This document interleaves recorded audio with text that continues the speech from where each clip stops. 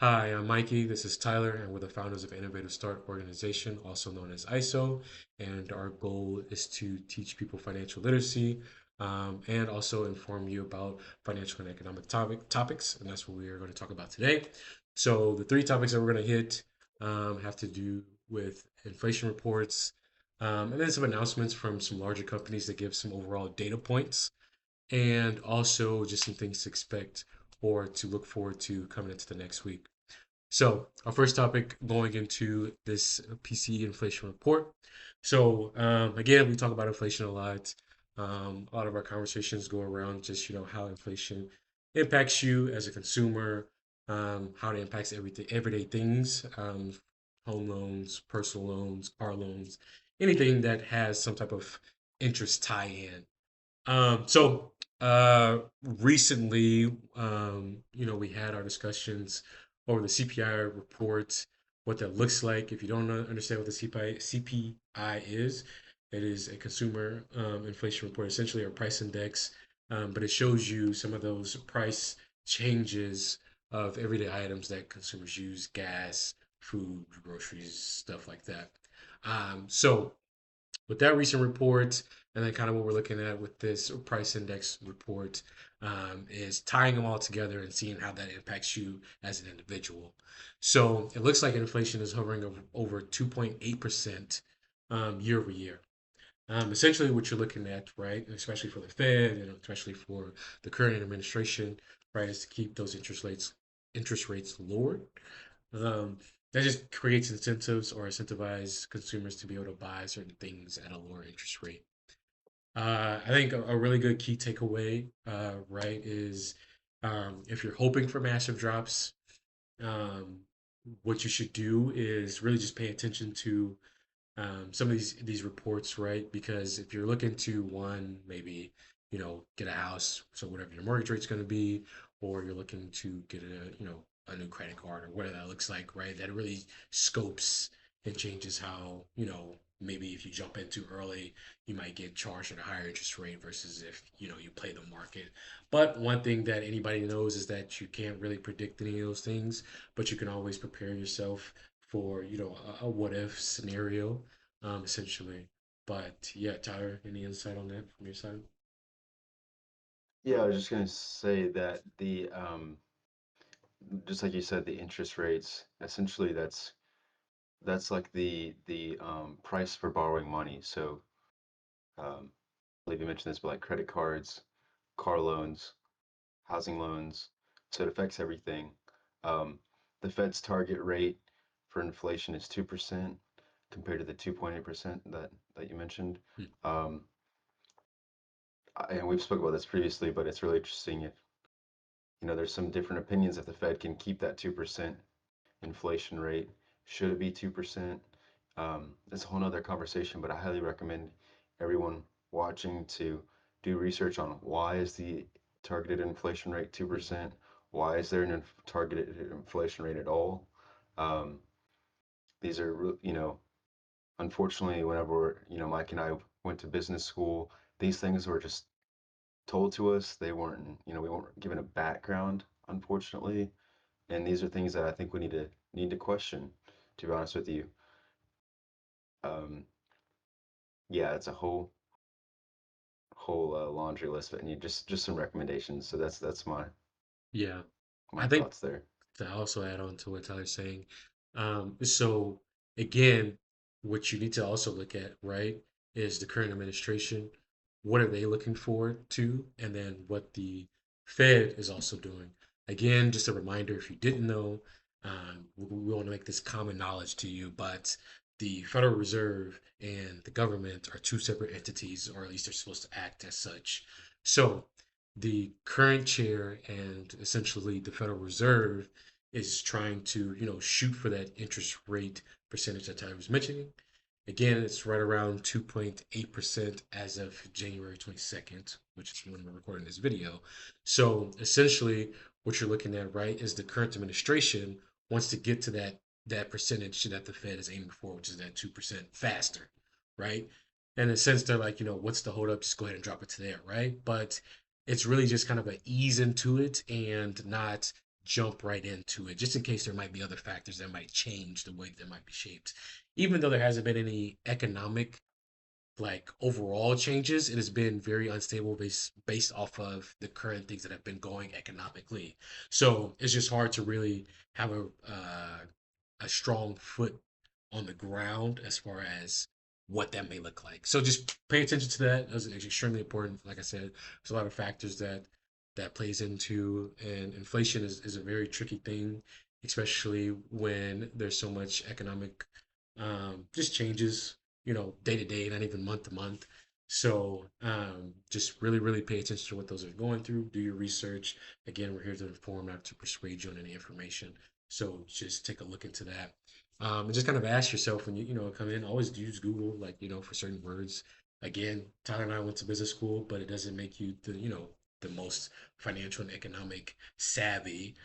That's something that you have to learn on your own. So going into the next topic, though, some things that we kind of want to add into here is how important it is to look at reports from certain companies.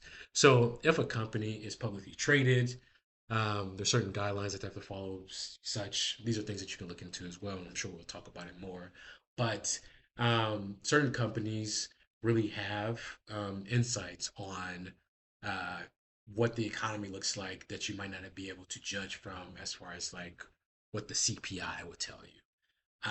So one of these companies is Capital One. Um, Essentially, Capital One is just a large credit card company. And you might say, like, why is that important? Why would I want to just look at one? There's multiple.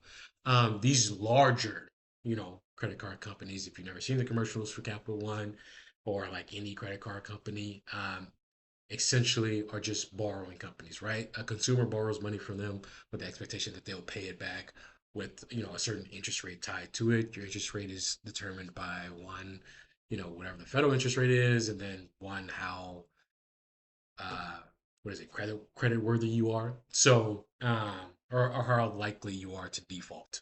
And defaulting is not pay me back. So um essentially, right, whatever this report says and whatever these line items I have on there, which is one, are there more people defaulting, right? If we see, I'm gonna assume that it's gonna be on their accounts receivable line. Does that sound about right, Tyler? Most likely. Yeah, I would. I guess it just yeah, it depends on It depends on their where they systems. So. it depends on where they hold where the amount owed. So essentially, if you don't know some basic accounting principles, accounts receivable is you owe me this money, but I haven't received cash for it yet. So you haven't actually paid it to me. So essentially, what you'll be looking at from them and their perspective is that line, right? And you can easily Google, what the case is for this topic that we're talking about. But if there's an increase in that, or you see some bad debt expense, that's also another thing too. Any increases in that sense will show that people are defaulting a lot more compared to previous times. So if you see a lot more people defaulting, that can also stem to a lot of other questions as far as like are people actually using their credit cards? Are people making enough money to pay back? There's a lot of other factors that go into there, but that one statement alone is going to have a trickle down effect as far as like what is it that's making the average consumer not able to pay off their credit cards, or at least not have such high utilization. So in another video, we'll talk more about why credit is important, what does it do, and other factors that kind of impact that. But anything from Utah as far as that report? Yeah, I think it's just something for us to know. I believe that even like used car delinquencies have risen as well recently. Hmm. So that'll play a part if there's more delinquencies, lenders are going to want to get more tight on.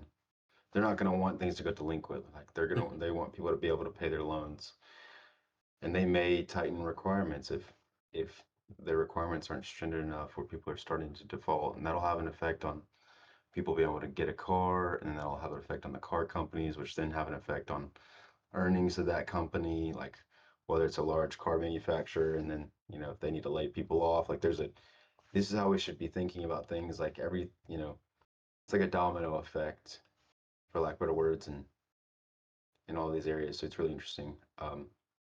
And one to look at as well is Visa. If you do some research, they're a publicly traded company, and they have credit card information as well.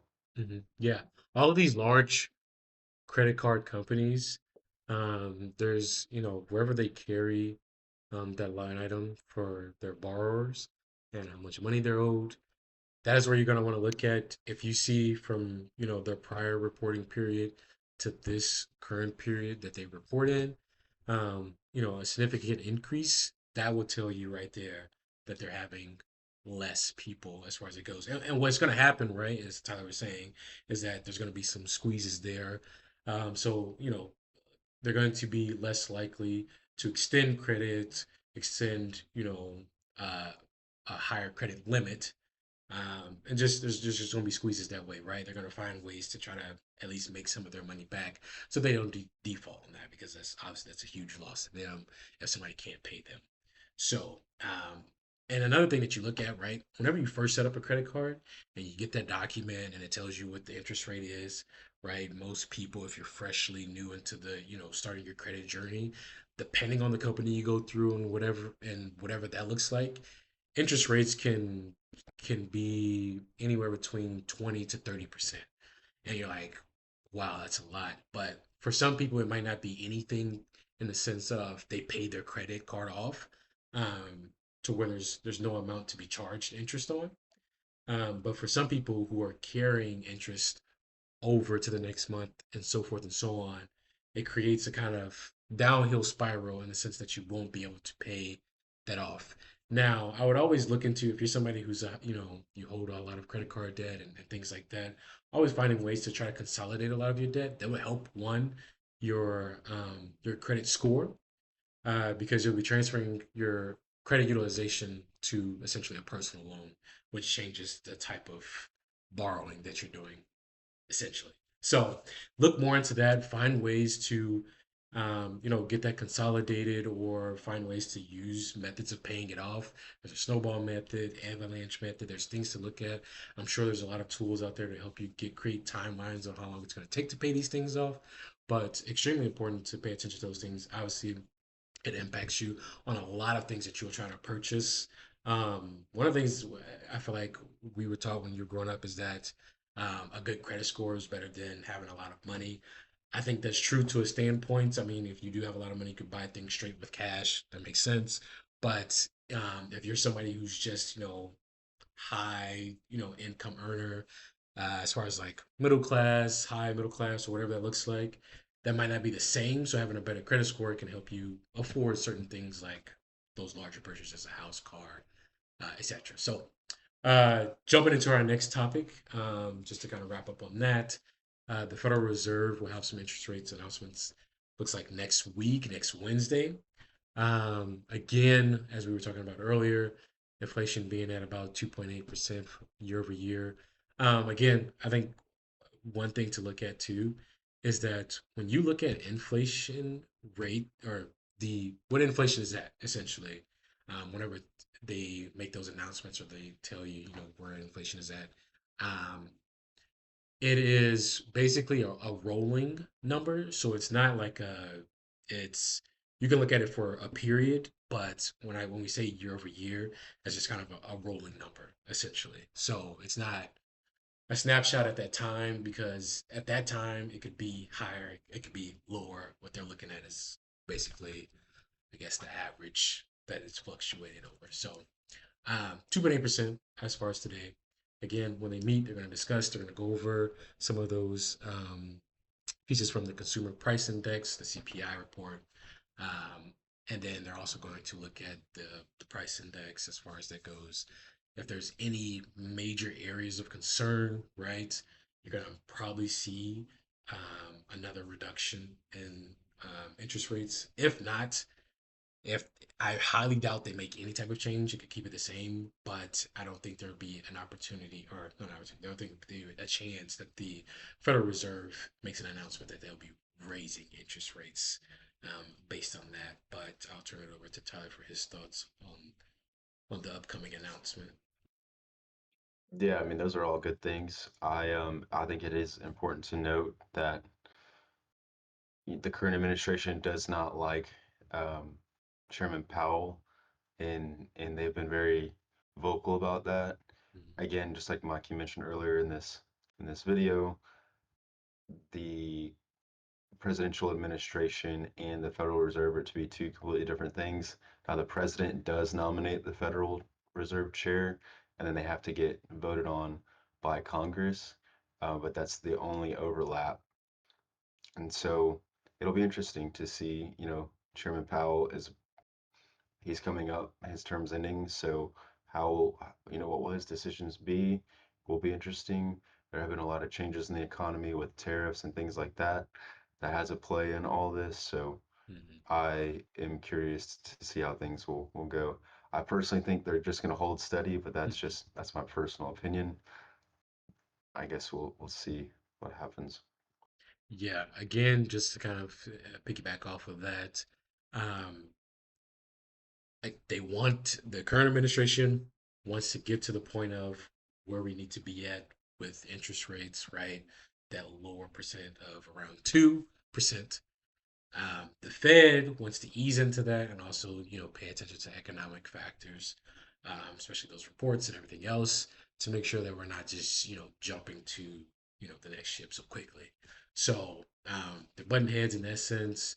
There's a lot of other plays to factor in as well, but essentially, and I'm going to also kind of agree with Tyler. I highly doubt that there's going to be any change. They'll probably just keep steady. So just pay attention to that. We talked about these in previous videos. You can also do a couple of Google searches, um, just about what the inflation or not what the inflation, what the interest rates are going to do as far as like impact wise. And then just to kind of like a quick takeaway as far as like another thing to look at is SoFi. So if you haven't heard of SoFi, they're also another banking institution essentially, but they also offer other opportunities, and they're extremely vocal on I guess reef. What's the word I'm looking for? Basically consolidating your debt. So that could be from a student loan perspective. That can be from a personal debt perspective. That could be credit cards. They do operate as a bank, so you can open up accounts with them and stuff like that. But they also have those other options. And one thing that's going to be coming up is they're going to have their earnings report. Again, as we were talking about the last credit card company, Capital One, these publicly traded companies and such, they have these reporting standards that they have to do. So, why is it important that we're talking about SoFi? Well, SoFi is a leader in student loan consolidation. And this is another thing where you can take a look at their balance sheet, or just their reports in general, and just see what line items move there. But essentially, what you want to look at, right, is if there are a lot more people refinancing their student loans. That's one thing, and then also if those payments are coming in regularly. So if there's any line item increases for SoFi in that sense, right? Just because you refinance doesn't mean you get to a point of, oh yeah, I can still pay it off. The point of consolidating your debt is to find ways to pay it off in a way that works for you. But at the same time, most times, is if you couldn't pay it off the first time, what makes you feel like you can pay it off another time, and that's what somebody will probably tell you. But by all means, you can get different interest rates depending on what type of loan type it is. Just things to look at though, but something just to look forward to as far as like understanding some of these larger companies, how they can also, give tales as far as like how consumers are um, behaving essentially with debt, whether that's financing things, whether that's buying things. There's a lot of things that play into that too as well. But yeah, just something to look into, and that should be on this upcoming Monday. Again, we're recording on the 22nd. So, yeah. Any takeaways before we wrap up, Tyler? Nope, that's good. All right. Well, we appreciate you guys for tuning in. Again, you can check in on us on our channel, ISO, uh, Innovative Start Report. I think that's pretty sure what our YouTube name is. And then also you can check us out on social media as an Innovative Start. Again, we're looking to expand and hopefully, be on all channels and forms of communication and social media so that you guys can always tune in and hear us talk about some of these financial and economic topics. But we appreciate you guys for tuning in. Like, comment, subscribe, and let us know what you think, and also give us some input and also some things we could talk about in the future. We appreciate you guys for tuning in, and we'll catch you later.